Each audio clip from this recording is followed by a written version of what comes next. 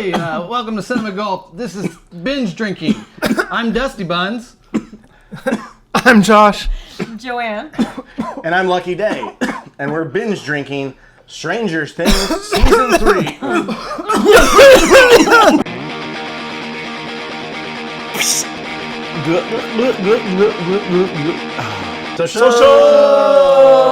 Hey everybody, welcome to Cinema Gulp. That is our channel. We're here doing our second ever binge drinking. This time we're very excited because this is Season 3 of Stranger Things, and it's the first time we're getting around to doing it. I usually boycott TV, but I've been talked into watching Stranger Things and joining in on the party here. So great. Let's talk some TV. Next time we're going to do one on All in the Family. But this is basically based on movies. As Cobra Kai is based on a movie, it's still always tied to something that's cinema related. But yeah, this steals and borrows from every movie out there in the 80s, so it's very much like watching a movie. But yeah. And we've got special guests here today. Joanne and Josh decided to join us today. Big Stranger Things fans? Yeah. I lived through the entire decade, so. There you go. Me too. Yeah, I did too. And made it out alive. But I did not have a Thing poster in my room. I don't think anybody did, but that's okay that they did on the show. How about your Evil Dead 2 poster? Yeah. What did we think about Season 3? Where it exists in your TV going joy? I thought it was pretty good. I don't think I got into it as much as the very first season. I think the very first season was what really sucked me in. As far as knowing what's going on, because it was more of a mystery in season 1, so you wanted to find out, and you were more on the edge of your seat, like what is going on. After that, you kind of know what's going on, so it lost me a little bit, but I was still interested in the characters. So I did get attached to the characters. I even saw them on some game show, and they looked much older. I was like, wait, I don't even recognize them anymore. So now I really want to see season 3. So it was good to see them, and I thought they changed, but they were still very recognizable. And I also like all the mall scenes. Those are something that really, really got me. Like all the stores definitely were there in the 80s. You see JCPenney, you see Orange Julius, the Gap. And if you think about it, you actually still see those. But for some reason, they were just more successful in the 80s, I think. I don't think you still see Orange Julius, but you definitely see Hot Dog on a Dick still. Yeah. But man, I love the mall setting. Like, what a great set that they built for this. As you're saying, like the stores and everything they did to make it very believable and feel so right out of its time. Right. And not even ahead of its time for the 80s. Like, I think the show has done a really good job of not placing anything that is in the late 80s. Like, they have stuck to, this has been released. Even when it comes to the movies, as you say, things like Day of the Dead. I think the first episode or second episode, they go into a early screening of Dawn of the Dead. And if you look at release dates, that was actually when that was being a preview screening for that showing. They sneak into Back to the Future during the season. That opened the weekend that is taking place. The movie opened that weekend. Like, they really, really stuck to the references being right for the time that takes place in the 80s. Each year, all through the first 3 seasons. So I that think was they a nailed July it. 4th release? Yeah. I did not July know that. 3rd. You gotta Even feel to the by date. this point, there's the show is so huge and it's expanded so much in its Netflix golden goose that they've hired a team of people that are just there to create the nostalgia. So that shit better be right. Yeah. Paid them. Yeah, they absolutely. And they don't just. It's not just the screenwriters that do it all themselves. They go, hey, how about what year did Jaws 3 come out? Can we put that in there? No, we can't put that in there. Exactly. Yeah. And then they'll have some researchers go, you know what was really big at that exact time? That. Well, what I'm excited for Running is scared. the next year that should come into play is the year of Aliens. Yes. But depending on when the story takes place, we may not have any direct references to the film Aliens. There's no There has way already they been don't. references to Aliens in the filmmaking style and things like that. Oh, dude, I But- have a feeling that not only will it be referenced, they'll be pulling straight up sequences from it. Yeah. They'll have Alright. people trapped in a room Well, they already so. did with from things part coming one, from right. the ceiling. Yeah, they did. Well, everything has pulled from Aliens that has people running in a hallway with monsters chasing them. Yeah. Yeah, the metal, when you're running on the metal with the holes. Yeah. I literally Yeah. thought of Aliens while I was watching From the it first season. Yeah. Yeah. And this season, too. Oh, okay. Yeah, there was a scene in there with Winona Ryder on that metal grate thing. Do you guys think that now that we're on season 3, and they have each season gotten a little bit darker, a little bit more violent, a little bit more disturbing.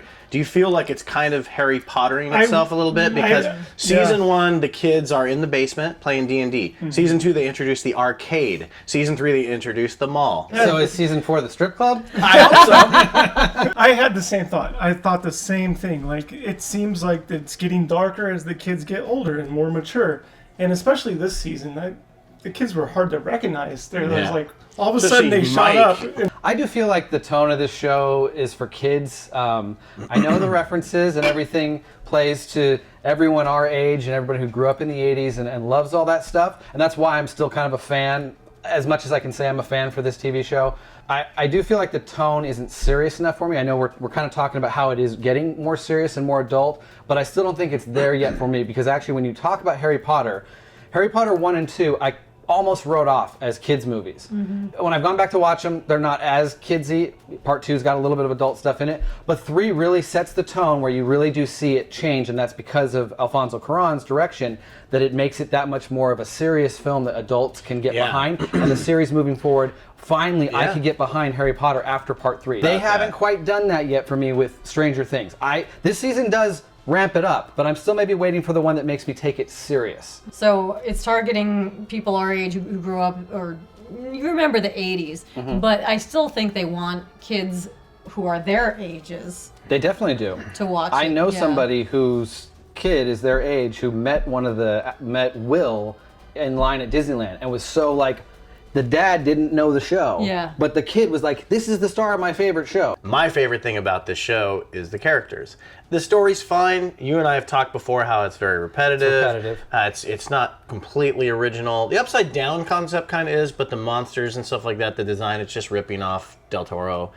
I love the characters. I love Lucas. I love what they did. They've really beefed him up. Everybody loves Dustin. Who doesn't love Dustin? It's weird to admit, but Steve Harrington is my favorite character because of his growth and because of his irrelevancy, and then just his all-out like huge part of the show. He's just the coolest roller coaster ride of a character for me. Yeah, that's where it kind of deviates from the 80s, because in the 80s that douchebag jock character would stay a douchebag jock character, but he has an arc. Yeah. And it's gone. It's 3 seasons. It's grown. You know, it's grown well. I mean, there's a lot about the growth that Steve has gone through over the 3 seasons, and he's gone through a lot of different things. Each season, you know, he was like, first season, the dating issues, the second season paired up with Dustin, and now paired up with Maya. Other people are kind of doing the same thing, and I think his storyline has changed enough that it keeps his character interesting. Other characters are kind of like treading water, especially Will. Oh, especially Jonathan. And like, he has nothing to do anymore. Yeah. He's get out of my dark room. That's all. That's pretty much the only thing I remember about him. Yeah, because they're letting Nancy stand out, and she's all right. I dig her. I dig her strong will this season. You know, working at the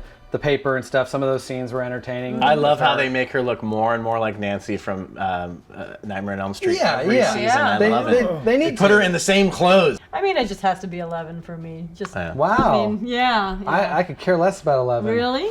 To some degree. She's kind of the weakest point of the show for me. More interesting this season, I think, a little bit. Well, I question, especially in this season 3, the use of her powers, how often she uses it.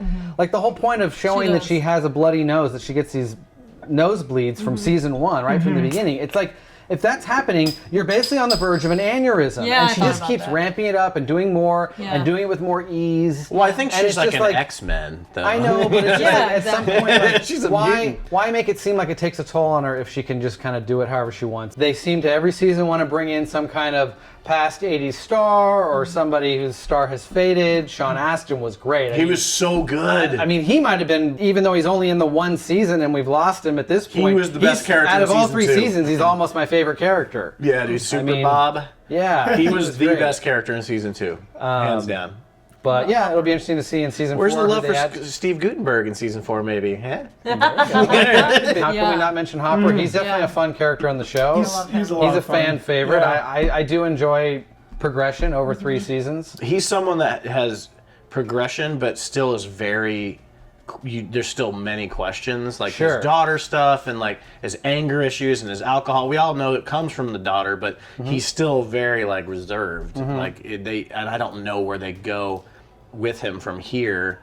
if he's like a demi-dog. They didn't make him very serious in this season. That was great, though. Yeah. It was so great. Yeah. So Winona Ryder finally gets her own like adventure instead of just reacting to things for 2 seasons. Staring at her wall. Staring at her wall and Putting up smoking lights. cigarettes, sitting on the living room floor. Christmas She lights. actually is part of the adventure. So her and Hopper go on, and I loved all those scenes because I thought they were hilarious. The Russian outfit. Yeah, that was so fucking funny, all that that stuff. was Yeah. cool. And it the reminded me of sexual like an tension 80s between buddy the two cop of 'em. movie.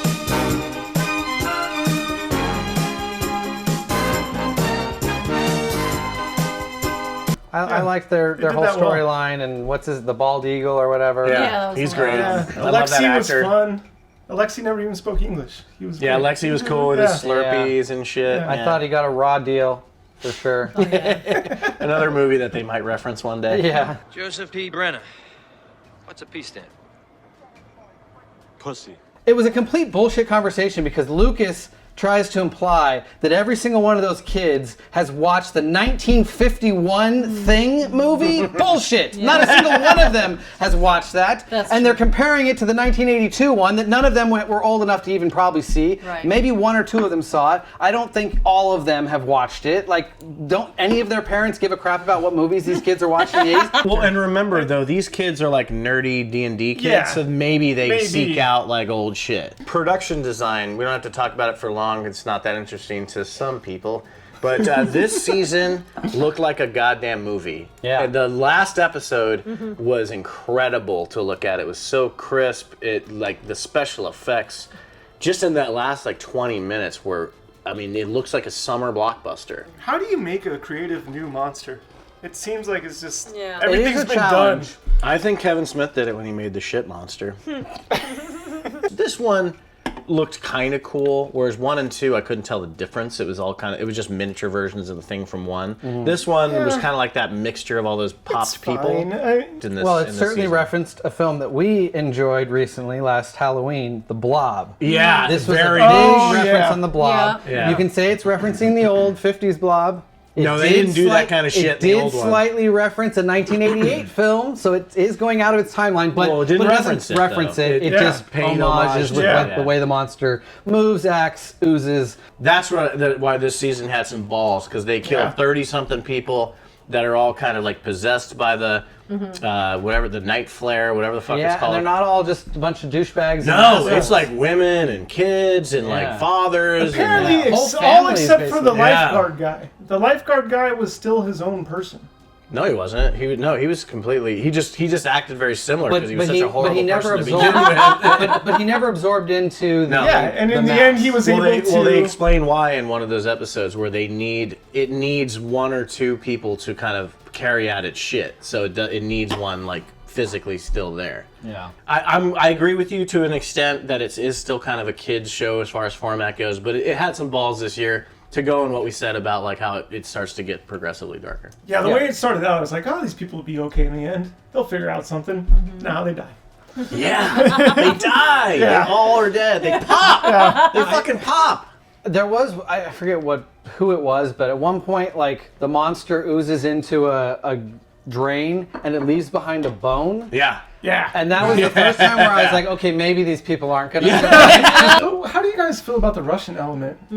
Ugh. Too far-fetched. Yeah, dude. Yeah. If I had a really being criticism, it existing under the mall the way it did. did they build all that in that one year? Yeah, like Yeah. How'd they build all how'd that? they build that? Because they had the mayor's permission. Yeah, but Okay, how how did many no one Russian know that was construction being people built? are there? And it's so far under the fucking ground. Yeah, Who it makes built sense. that? It's all shiny and Yeah. beautiful. Like I don't think they had the technology. So That was a James Bond villain. it was very Underground. James Bond Yeah, lair. like- Yeah. part of why I can't get behind the show as a serious show is because I felt like it's been far-fetched from the beginning with even the way the lab is set up and what it's able to accomplish and how it's able to cover up, all these goings on from season 1 and 2. But now with all this Russia stuff, with 31 people dying, with the mall essentially exploding, like there's just so much going on. I know they've kind of actually given us a good little cover up at the end of the season to show how it's covered up, but the realities of nobody speaking the truth about this giant complex underneath and how the Russians are even in America. And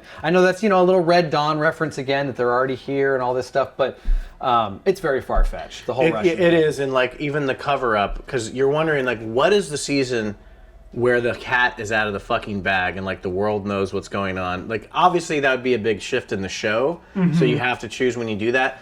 But how many seasons is it going to be just this tiny group of people that know that there's another dimension that keeps breaking its way into this small town? Erica, at first I thought she was a little annoying, but then I kind of thought she was funny too, so I was kind of split on her. I just stayed with annoying the whole Just time stayed with through. annoying. I love her. I did not believe, again, like, I don't know, I'm trying to place... No, she's like, a TV logic / and movie reality. written character. Yeah, she's her- not. She doesn't reflect reality, but she's funny though. Her knowledge and what she's willing to say to the adults just doesn't fit for me. I don't buy it, especially at, Everyone seems to be one-dimensional. That's a side character. They're there for one specific purpose. She's not there to... She never has an arc in the season 3. Season 3 is the most screen time she's ever had by a mile, and she's pretty much the same thing all the way through, even when she finds out all the shit. Because she's one of the characters that is introduced to this reality, even though she's been in the other seasons. Was she in another season? Yeah, she was in season... She had like one episode in season 1, and she was in a lot of season 2. Even when she finds out, she never really changes. Yeah. Nothing changes about her, and like, because she's just a one-dimensional character. Like, But if I remember correctly, I think when she does find out all the stuff, that was a pretty funny scene, because wasn't she like, okay, I believe everything, just not that my brother was there. Yes. Like, I think that's how she took it. he's like, you believe all this stuff. Yeah. The one thing that you don't believe is that Lucas was... Yeah, so that was Shoop's chick. Yeah. Scoops McGee. No, I do She's really like good. her. Part of the Scoop. Yeah, I really enjoyed her role. I didn't like the reveal. Yeah, it was The little reveal of It was her like, character hello, at the end. 2019. Yeah.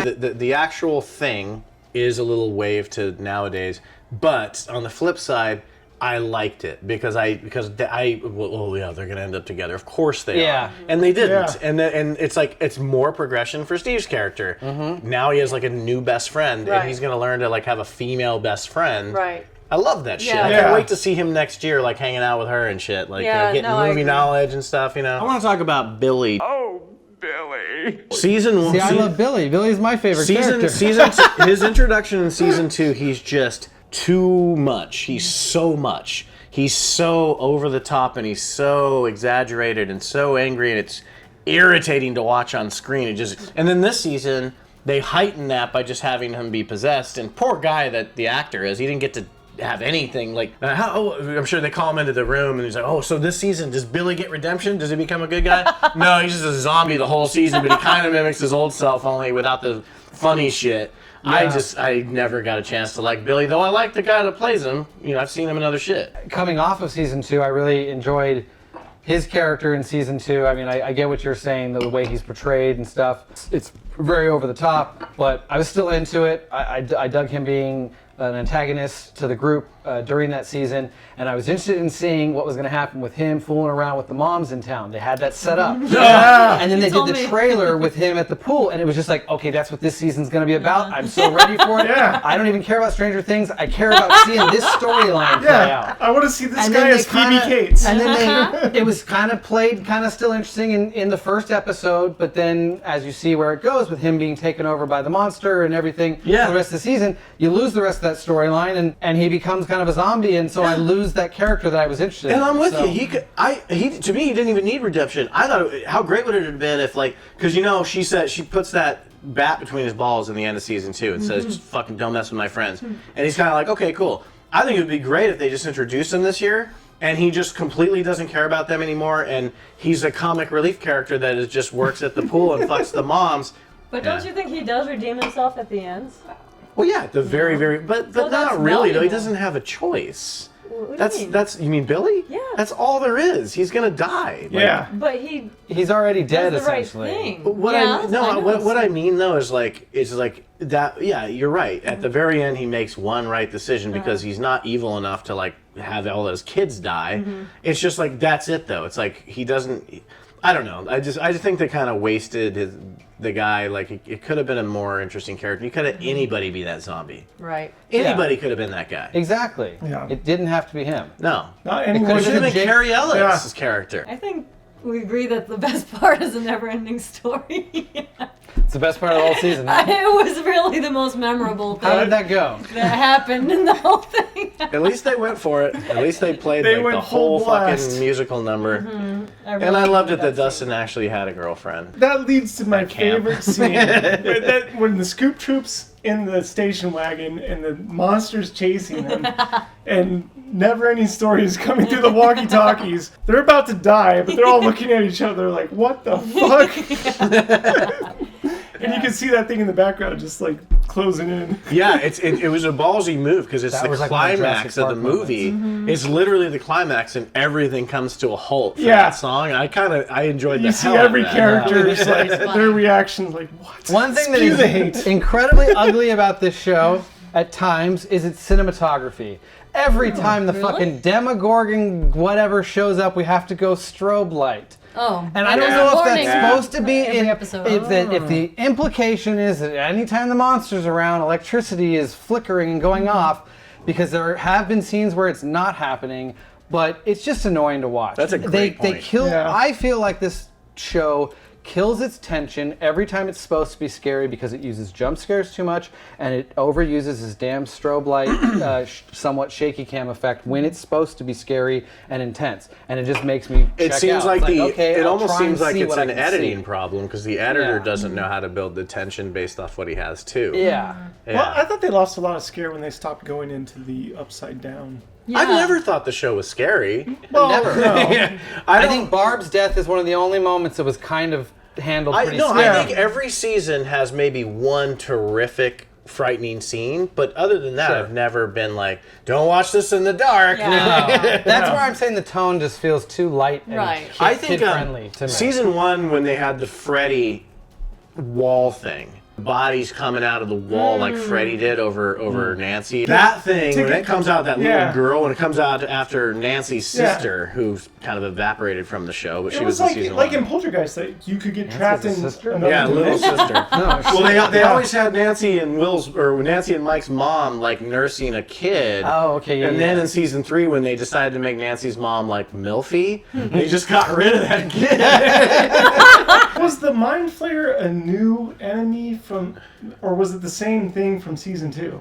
It's I- hard I to- was confused The by Mind that. Flayer was like, I think when they Because finally they were calling it a shadow monster. when they finally get around to too. describing it, it's something that was like left when Will inhaled all that smoke Oh. from season 2, I guess. Oh yeah, and the smoke, and when Yeah. he I exhaled think the smoke. the easy solution to the show is kill Will and burn him. No. Burn him, and then you'll never, because he seems to be the root of the problem Yeah. every single season. But besides the strobing lights, he let you know because his spider sense. Yeah. He's like, oh, Yeah. my back of my neck's tingling. Right. They figure shit out too easy. When the groups get together, Lucas often is the one that I think gets things going, so maybe Lucas is just really smart, but he just seems to be rattling shit off, and then everybody will chime in and be like, yeah, we could do that, oh, and then that'll work perfectly, and then I think that must be a blah, blah, blah, and then it's coming from this Well, blah, that's- blah, blah. that's the And it's like everything they Goonies. say is right. That's And it's the like, Goonies and the Explorers. but it's still just the way that they're right every time. Yeah. They're still just It's like the first guess is right. yeah, the first guess is Okay, always you right. you knocked me down there. They are right every time. Yeah. Every plan works. You know what? Yeah. Oh, Will had to be cold, so that must be like the Yeah. mind flayer telling him to be cold. So we'll burn the demon out of him. It's like that may not work. That kind of shit, it's like, oh my gosh. I'd be like, we have to throw him in the fire to get it out, not run him a hot bath. When you have the ability to binge something, like this season, for instance, I watched it on a Saturday. I watched the whole fucking thing on one Saturday. Yeah, you can. It just felt like a long movie. Yeah. And they do it that way. These aren't even episodic anymore. Yes, they have an ending, and they throw credits down there for 4 seconds before it goes. Yeah. Because they want you to be able to. It's a stopping point. But there's no episode where you're like, oh, this was the episode where this happened. This is the episode where we found Yeah. out that Donna got AIDS. It's like, no, it's all just a giant movie with 8 stopping. Well, I mean, Pulp Fiction had chapters, so. With 8 There you stop, go. well, every Tarantino movie pretty much. Yeah. Well, this last one didn't, which was cool. But like, they has have the these segments, stopping though. points in them. Yeah. And but like television, you look at something like The Walking Dead, which is clearly worn out its welcome a while ago. There's still fans, but man, is the show not nearly as engaging So as the it new used to be. spin-off is not going to be a hit? You have to know when to stop. But I think your thing about television is like it's not exactly the way it used to be, where week by week you watch something and then you decide if you're still interested, and then it's at the end of summer, oh, do I want to start this up again or do I not care? And you think about the end game of something like Stranger Things. Oh, we closed the upside down. This time it's really closed though. That vagina that Russia keeps trying to shoot a laser into. Did you guys notice how much of vagina that looked like? Yes. It literally. I think they named it vulva, didn't they? And what is the point? How long do they have to shoot this proton beam into the wall for? What's it's the funny end game? too, because like in season 2, all you had to do is dig a 5-foot hole in a pumpkin patch and you're in the upside down. Right. Now they're feeding the thing plutonium What do acid. they want to do when they get in there? Like I don't know. See, the show has never answered that question. The lab, the scientists, the monsters are all very confusing. Even 3 seasons in, they're just making them even more confusing with the Russian element. So, and it's all secondary. It's about the adventure. Yeah, it's about the It's characters. about the characters. Yeah, and I'm with you. The nostalgia. Though I like. I was gonna say I think it's about the nostalgia. It is, but I'm with you. Though I like Millie Bobby Brown, I think she's good. I think she's a good actress. I think 11. I'm sorry. You could not have a superpowered person on the show, and it wouldn't change anything about the show. I don't think. I disagree. I was gonna say you can't have the show without her. It won't be the same at all. Really? Break it down. No, it might be better. It might be actually Goonies, essentially Stand By Me with the normal kids, no superpowered kids, trying to solve this adventure. The difference would have been they would have all been killed by Billy in the steam room. Yeah. Or all been killed. Well, you just rewrite. You just rewrite. I mean, I'm not saying I don't want Elle on the show. I'm just saying like there's things about her character, especially now that the more like when the writers are like, well, we're trying to make Elle just a more like part of the ensemble. It's like, well, then what the fuck is she there for? She has superpowers. You want to put her in overalls and have her listening to music and having headphones on. She should just be saving everything. Well, she can't anymore. In So the they made sure of that. But in the first season, you feel like that too? Because No, your first season it plays out like E.T. sort of. Yeah. Like they find her and they hide her and Yeah. they don't know who she is. But now she's just like crimping her hair and like fucking. She's 2 steps away from smoking cigarettes. I'm dumping your ass. Like she's just a person now. Yeah. That one scene which was cool where she uses her powers and fucks up Billy. The Evil Dead scene in the cabin where she fucks up the whatever Demogorgon thing, rips it in half. Yeah. That again was a display of power where I just couldn't get behind. It's like her head should be exploding if she can do all this. But that was still a pretty cool scene. Yeah. It was definitely playing homage to Evil Dead. I'm kind of like talking myself back into the show needing Elle. One thing I would like to talk about, I think we kind of have, is the finale. Just the finale, the final act of this last season. Amazing. Beyond some of the emotional stuff that comes up in the finale, it was just jam-packed with excitement. Even though I don't feel like what I love about movies usually, Ben and I, when we talk about the movies that I usually like the best at the end of the year, a lot of times is because it was a visceral experience. I felt something while I was at the movies. When I'm watching this show, it doesn't get me to feel much. I can laugh, I can enjoy the characters, I can enjoy the nostalgia, but I'm not tense, excited, or anything. But that last act kind of finally got me, where everything was happening in all these different places, and they were cutting back and forth, and it was very exciting, and just obviously the way they made it just a big spectacle with the fireworks going off and the big monster in the mall and everything. But it was a very exciting final act, and then it leads into a very emotional wrap up. And so I just thought that end of the season was probably some of the best of all 3 seasons. The wrap up got me. I watched this show alone on Saturday, and I think I was slightly buzzed by the final episode. It got me so much. And that's another good display of acting by Elle. the letter from the Hopper. letter, the voiceover letter is beautiful, and I don't know. But I think he's a great actor too. David Harbour. David Harbour's awesome, man. I think that dude is your everyday. He gives hope to all the people that aren't like Brad Pitt looking motherfuckers. He's at this huge step in his career right now, and he's like this schlubby looking guy. He looks like your dad. He's your dad's buddy who came over to watch the football game, and he drank too much. Stranger Things season 3 was so entertaining. I love the progress of the characters. I love how the budget keeps getting bigger because Netflix just keeps canceling all their other shows in order to give the money, all the money to Netflix. And I'm kind of cool, or not to Netflix, to Stranger Things, and I'm kind of cool with that. It's a well-produced show with good production value. They pick their actors really good. It's fun watching these kids kind of grow up. Yeah, Stranger Things season 3, I gotta give it 7.5 gulps on the TV gulp meter, which is different from the movie gulp meter. In general, I would say season 3, I would give it 7 gulps. All right, Stranger Things. I think I said it earlier, but I don't know how much of this show is the nostalgia factor. I feel like it's a lot of it. All of it is. Who cares? Yeah, I mean, these people are out to appeal to people our age, definitely. So when I'm watching the show, I'm like, oh, I remember those clothes. I remember that song. I remember that time when I didn't have to pay rent. I didn't have a job. You can hang out at the mall like Yeah. these kids are Yeah. doing. I could just like goof off. So I give it an 8, All right. which is pretty on par for that show for me. Okay. Cheers, Josh. Yeah. Cheers. Nice. Nice. Stranger Things season 3. I give it a 6. Wow. No. Cut to the chase, why don't you? Nah, I guess my personal view on this show is the characters have grown on me over 3 seasons enough that I'm going to continue with it, but I feel the storyline is repeating itself.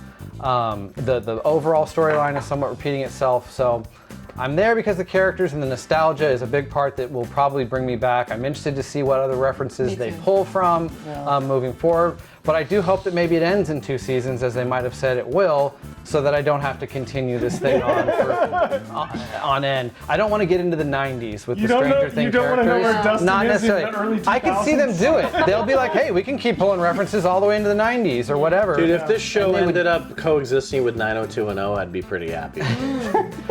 So let's all grab a cheese puff. Cheesy puffs. So we're holding up our cheese balls in honor of Stranger Things season 3. Because it's pretty damn cheesy. That was more of an exploding. So as always, if you like Cinema Gulp, please click like on this show and leave some comments down in the comment section below. John, where can they find Cinema Gulp? Check us out on Facebook, Twitter, and Instagram. Look for us under Cinema Gulp. So until next time, I'm Ben. I'm Joanne. I'm Josh. And I'm Dusty Buns. We binge drink your cinema. Turn around. Look at what you see. Look at what you see. Okay, look at what you see. In her face. The mirror of your dreams. Still recording. Excellent, guys.